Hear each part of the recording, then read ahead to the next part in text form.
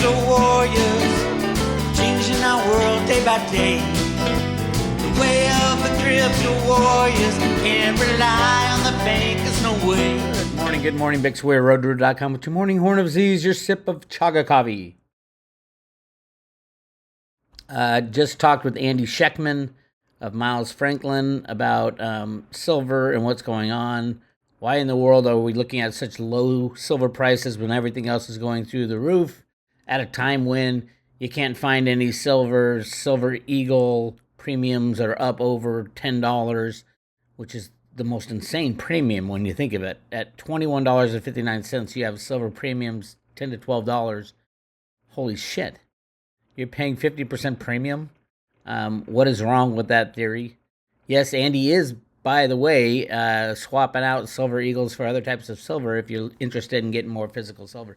Although I love the Silver Eagles because I live in the United States, and there are other things about the Silver Eagle I think that are important, such as it falls under the counterfeiting laws, not just the fraud laws, to mess with the silver content. If you make a fake Silver Eagle, you are not only committing fraud, you are committing a counterfeiting operation, which the laws are much more strict. So there's that, and there's also the probability that Silver Eagles will play into the new monetary system. Really interesting stuff. Go check it out. I haven't posted it yet, so you can't check it out yet. I'll post it today.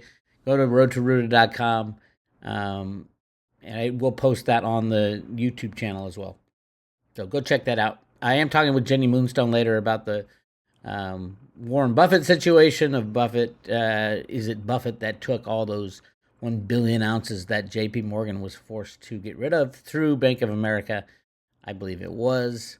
Otherwise, we'd see a flood of 1 billion ounces over the last 2 years of silver into the markets, and we have not seen that, obviously. There's a silver shortage.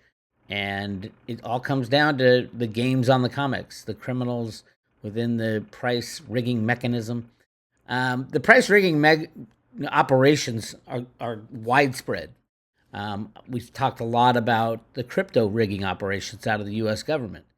Absolutely, in 2017, 2018, the U.S. government brought down the cryptos as they started to chase towards fair market value.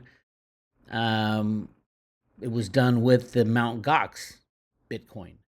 The U.S. government went to the trustee of Mt. Gox and said, hey, we need to take all this Bitcoin and sell it on the market as we perform our derivative operations as well.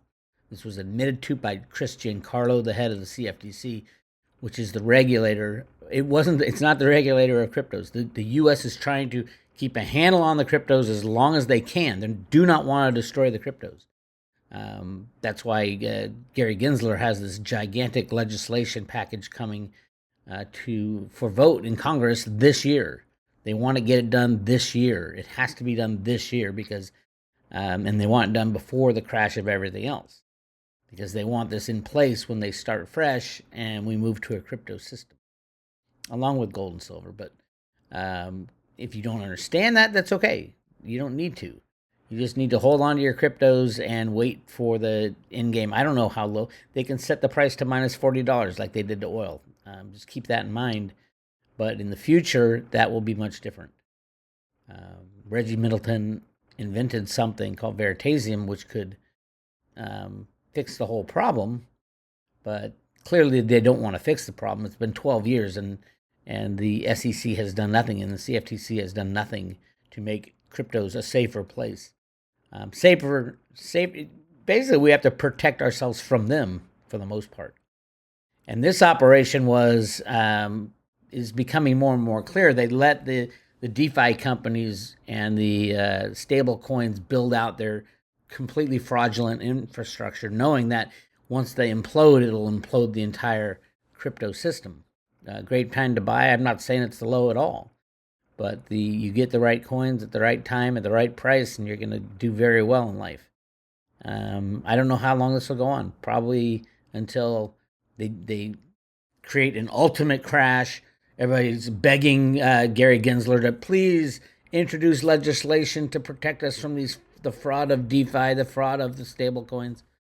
So you sit and wait. You get the right cryptos in your hands, and you sit and wait. I highly recommend Theta. Theta is the future of the internet, the future of broadband, the future of live streaming, the future of it is the future of everything internet based.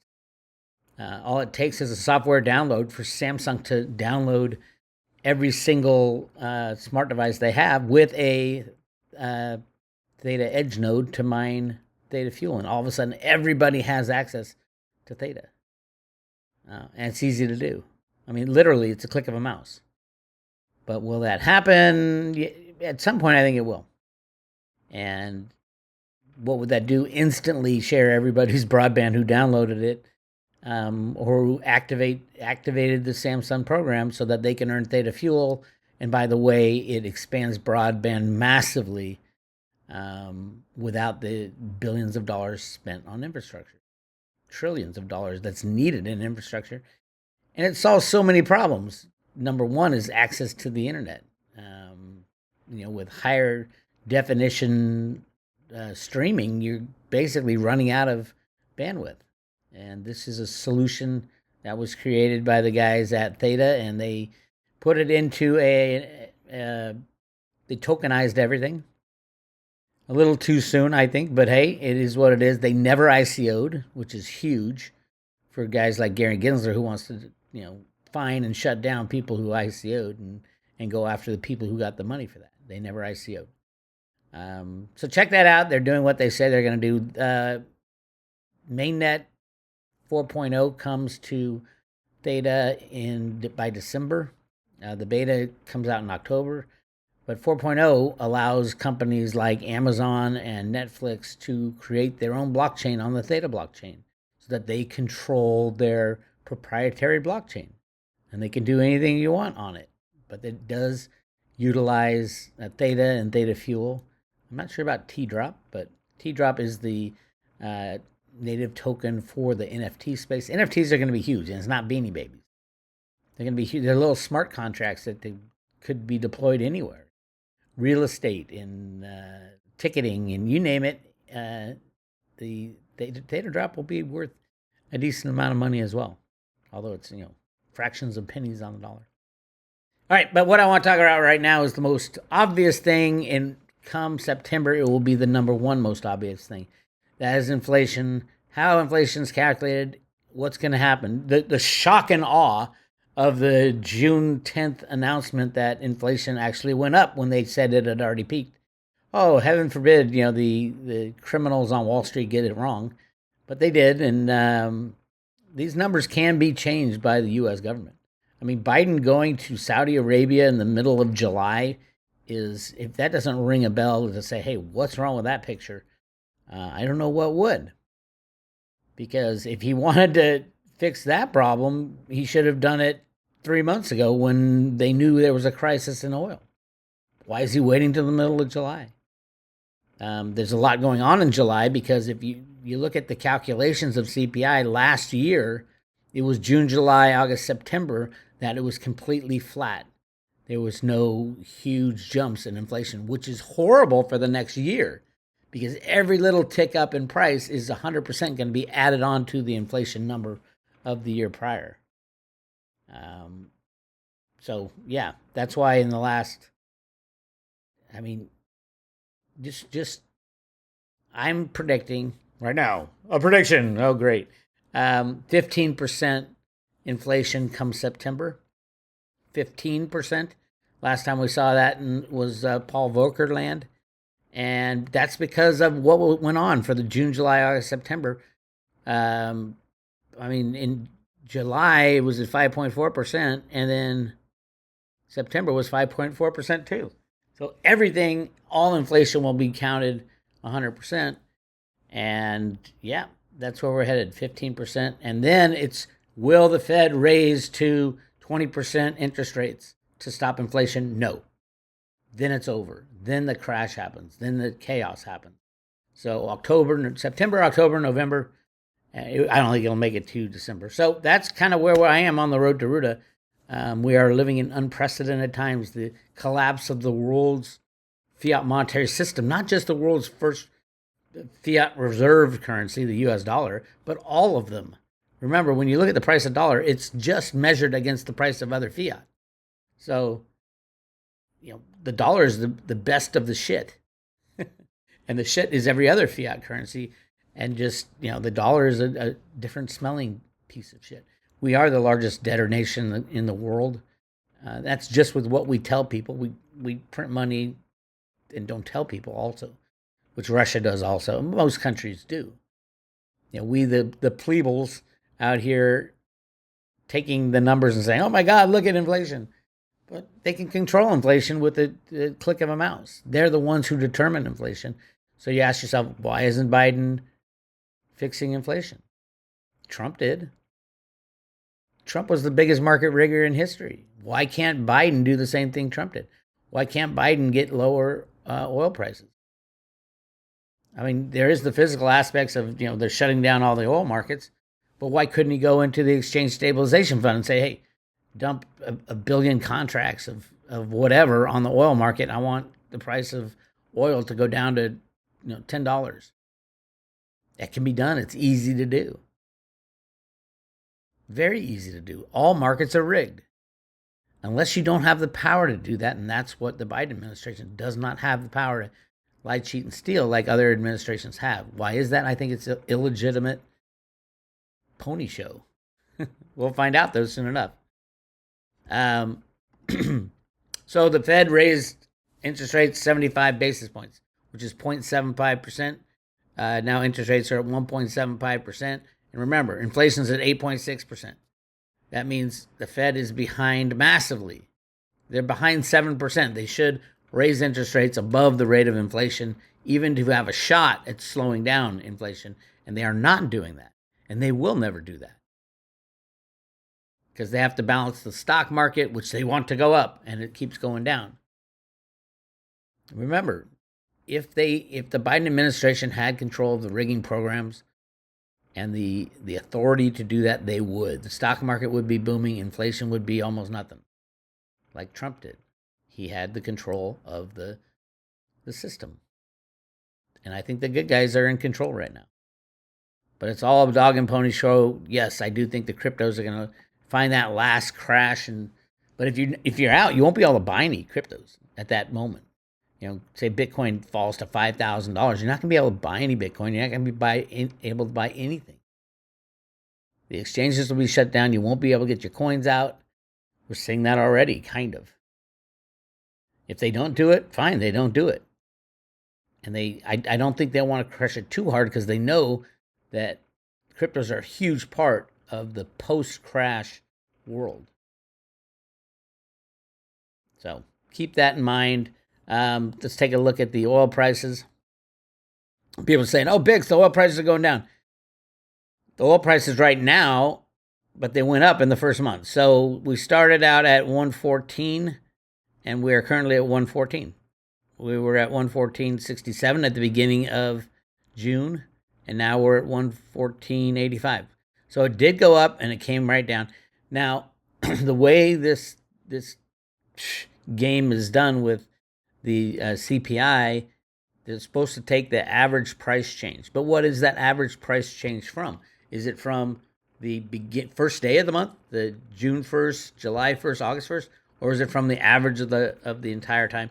Well, they take surveys all during the month, and then they massage the numbers. Like I said, if Biden had control, there would be no inflation because everything's fake.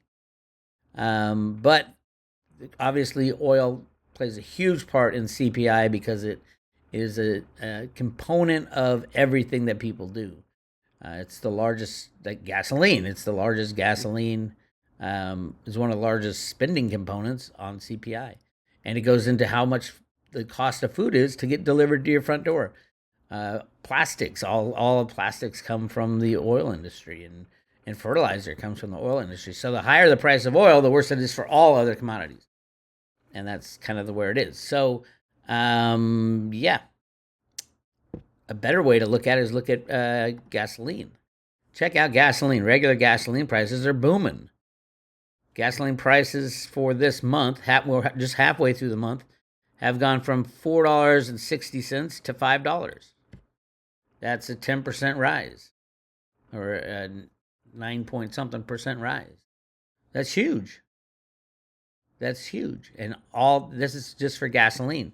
Remember, nobody can build a new gas processing plant because that takes 10 years, and you need an administration that is very happy with the EPA and all that stuff, and the cost of money over time. It doesn't make sense. So we're always going to see gasoline prices high because that's the way our government has set it up, especially this government, if they have that right to say. Now, right now, I think gas prices are going to continue to go up all summer. And that'll be another contributor to CPI, increase in CPI. Natural gas. Now, natural gas prices fell because of all the drama in Europe. In Europe, natural gas prices going through the roof. We've had, again, a couple fires at natural gas processing facilities, at export places. These fires are not set accidentally. These are 100% on purpose. So because we can't export, we can only export less natural gas now because of the fire. We have more natural gas in the United States. In Europe, prices are going skyrocketing into the stratosphere. And speaking of all the gas or all the fires, and yes, there's all kinds of food processing facility fires. This is all part of the game. It is all 100% part of the game. Interesting article here. This is back from March, but it goes through all the things that we're going to have problems with food-wise. You got grocery store shortages. Number of variables play into grocery shortages. We're seeing this year. A combination of factors: supply chain issues, driver shortages, scarcity of packaging, labor shortages at manufacturing and processing plants, as the workforce has not returned in full force. I would say, obviously, the fires at the processing plants. There's meat shortages, especially beef and poultry. And it says meat and poultry are in short supply in many supermarkets. This is due to several factors, with manufacturing plant labor shortages caused by all those other issues. Beef will likely see most shortages because of beef plants is more intensive labor. And then dairy may be in short supply. A combination of expensive crops to feed livestock and chickens, combined with high transportation costs and shortages of packing materials, especially plastics, may cause dairy shortages at your local supermarket. In addition to material shortages, labor shortages, it just goes on and on. And then, sorry, vegans, plant-based proteins may be in short supply this year. Operations and supply chains of JPG Resources says that plant-based proteins, think tofu, almond milk, soy-based cheeses, have seen shortages, explaining plant-based saw a huge rise in demand as animal meat processors were forced to shut down operations. So that's basically demand-based. Shortages in fruit, vegetables, and other goods. Crop failures due to climate change and will make fruits and vegetables in short supply. So will goods that are made with produce. Fruit and veggies are harvested, and as consumers stockpiled, food processors had to purchase more to keep up with demand. This is impacting fruit and vegetables themselves, but also items such as soup, that vegetables are one ingredient of many. So yeah, canned soup, when people start stockpiling because they think there's going to be shortages, that just drives the inflation. There'll be canned food shortages, high prices, low availability of aluminum.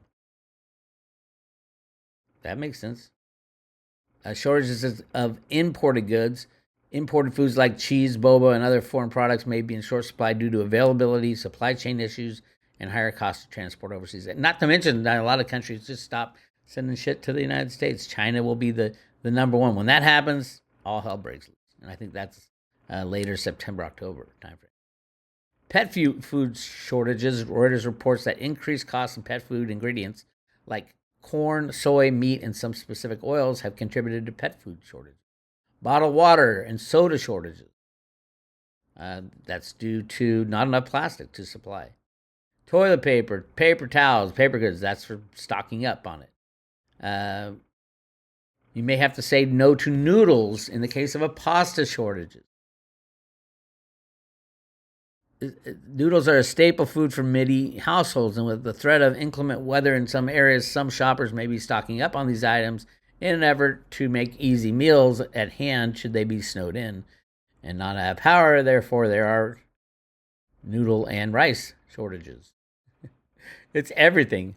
Liquor shortages due to low supplies of glass and bottling, and everybody needs to goddamn drink with all this shit going on. Anyway, lots. I mean, it's everything. It's the perfect storm. And then the UN warns of global food shortages and major price spikes. And also, most of the fertilizer came from Russia.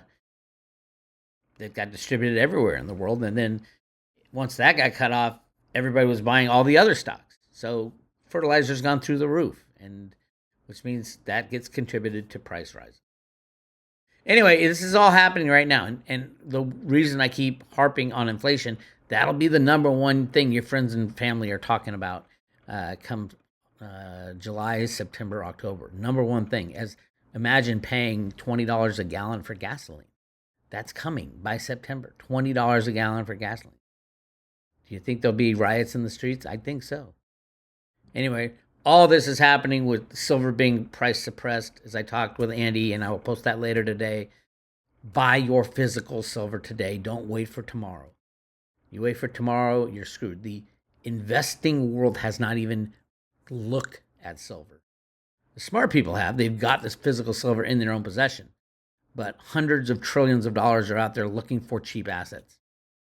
And when the word that Warren Buffett is out there and has bought 1 billion ounces of silver, when that word gets out, I worked for a company that Berkshire Hathaway had invested in. Then as soon as they announced the investment, my company shot up because everybody follows what he does. When he announces that he's bought 1 billion ounces of silver, which would be 2% of Berkshire Hathaway, the exact same number that he did in the late 1990s when Berkshire Hathaway only had a $650 million market cap.